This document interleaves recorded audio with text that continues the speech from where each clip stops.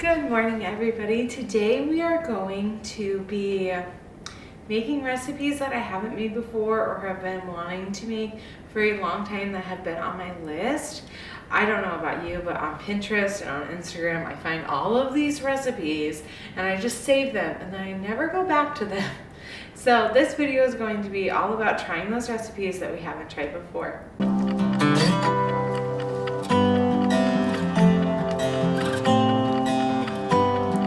So today I was scrolling through my phone and I found a lemon, garlic, red pepper, flake chicken breast recipe. And so that's what we're going to do today. So I gathered all of our ingredients. We needed chicken breast, lemons, salt, pepper, fresh garlic, red pepper, and oregano. And we'll need a pinch of sugar that I'll have to grab. But the first step in this recipe is pounding out the chicken.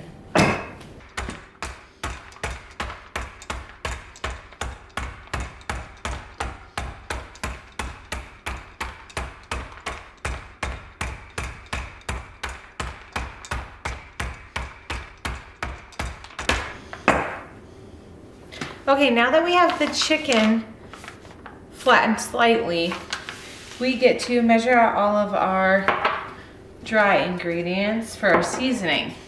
I like to, instead of sprinkling it all on the chicken, I like to mix it all into a cup or a bowl and then spread it all over across the chicken all at once. So we need 2 teaspoons of salt, some pepper, some oregano, and it calls for 1 teaspoon of chili flakes, and I know that's going to be too spicy for our household, so I'm just going to throw in maybe like 1/4 of a teaspoon. We don't like it too spicy around here. And then a pinch of sugar. Okay, now that I have that, we're gonna mix it all together, break up any of the chunks.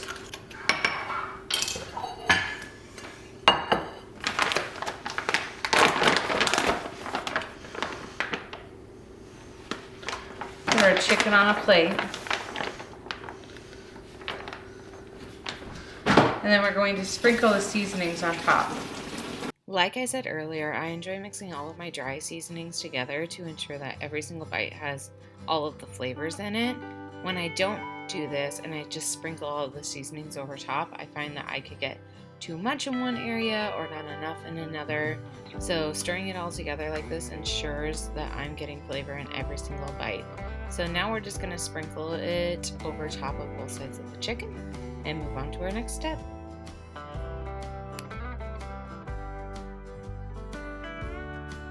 Okay, we need the juice of a lemon and we need to crush up 4 garlic cloves. So I have my garlic press here and my pre-peeled garlic, so we're just gonna try to smash it on. Scrape it off.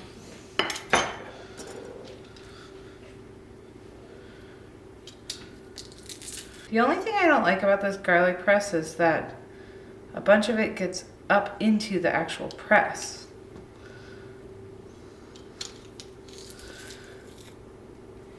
I'm not worried about the garlic being on only one side of the chicken because when we cook it, we'll flip it all around. Now for the juice of a lemon.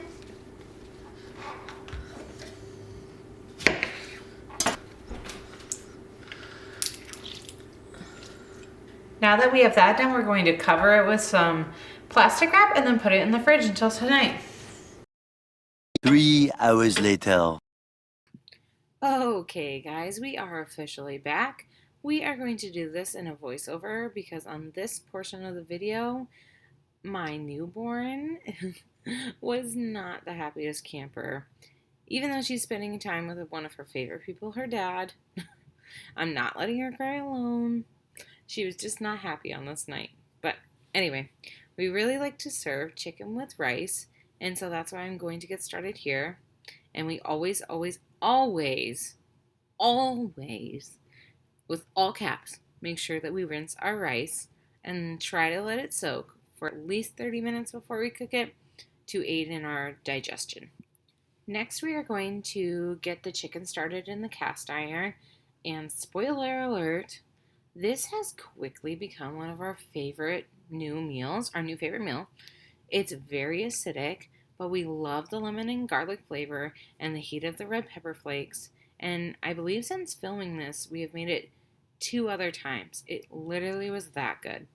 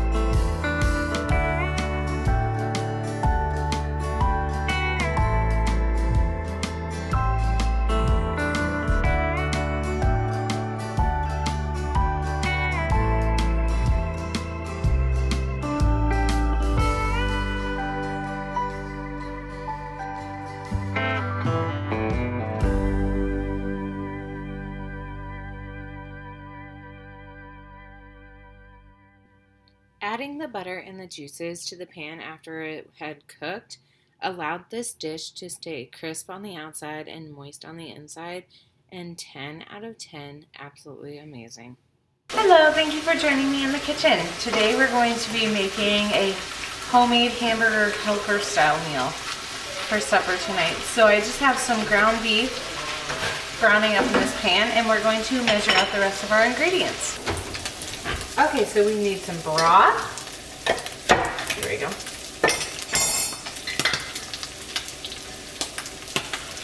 We need some tomato sauce. And with this, there's salt, pepper, garlic powder, onion powder, and paprika, and Italian seasoning. Once this is browned, we will add this and the pasta, and so it can all cook together, and then we'll measure out the heavy cream and the cheese. All right, this is looking browned. We're going to add a few tablespoons of flour. Get that all mixed up. Then we can add our liquid seasonings and noodles.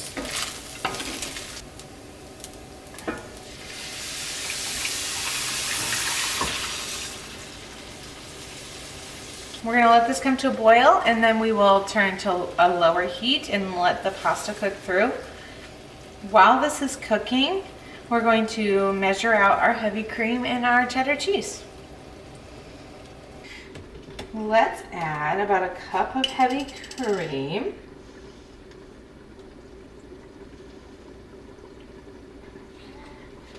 I just put a little bit more, but it'll be fine. And about 3 cups of cheese.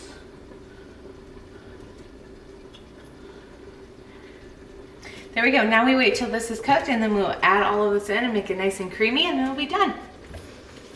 Now that the pasta's cooked, we can add the cheese and the heavy whipping cream. My pan's getting kind of full here, so I'm gonna have to be very careful. As I'm editing, this is the clip that's playing in my head. Okay, I don't know how to fold broken cheese like that. And I don't know how to be any clearer. You take that thing that's in your hand, and you... If you say fold in one more time. It says fold it in! Okay, once this is all stirred up, we will let it melt for a few minutes. And then it'll be ready. Okay, it's been a few minutes. Give it one last stir. And then we'll plate some of this up.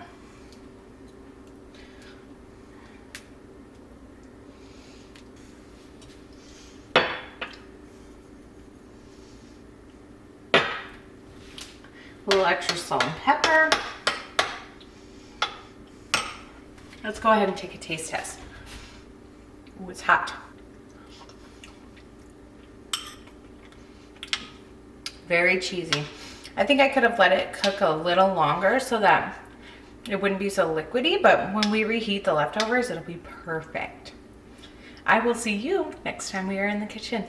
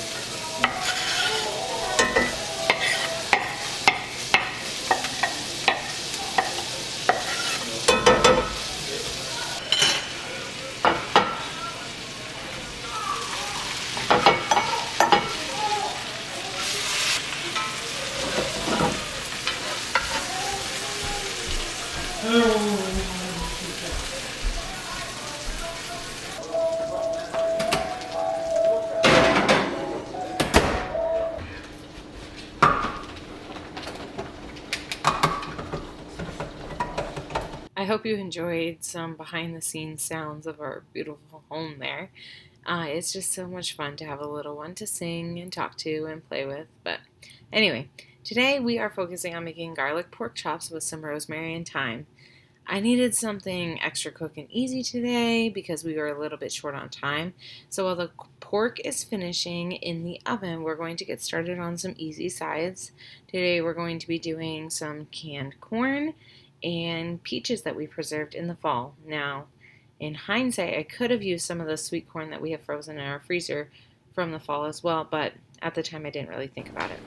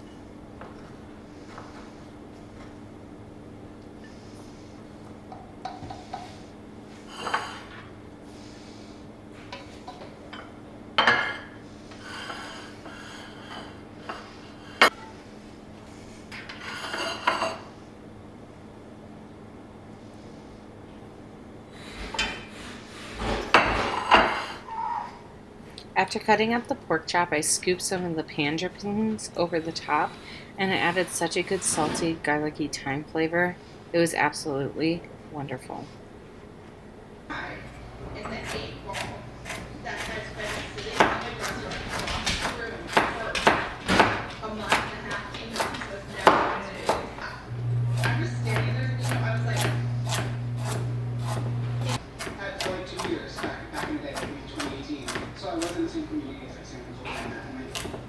Something like that, and we always make jokes that I have to follow me around.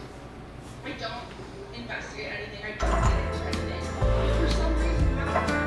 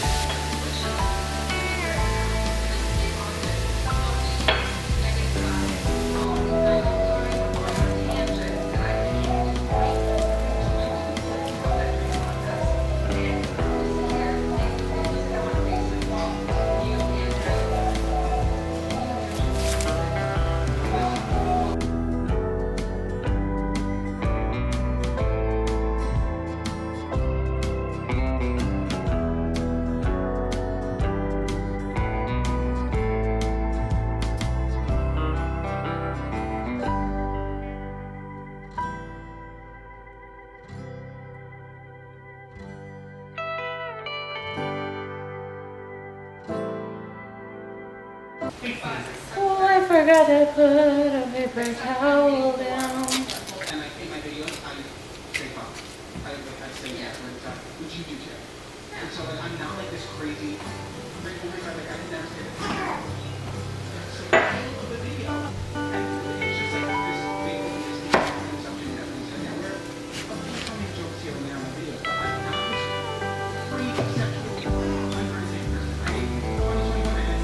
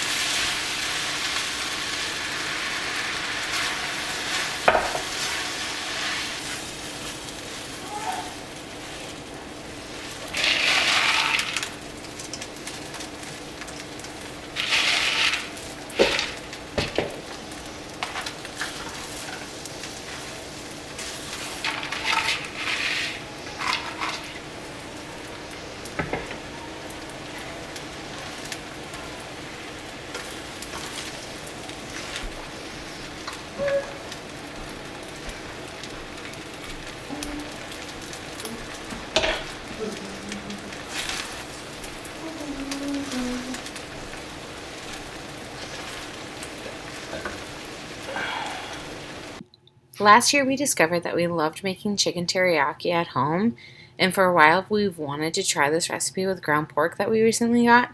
But on this night we were having some friends over and wanted to just try the new recipe out.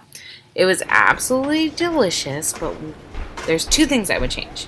Number one is that I would add a little bit more soy sauce, and number two is that I would have seasoned the ground pork some more, because that part was just a little bit bland.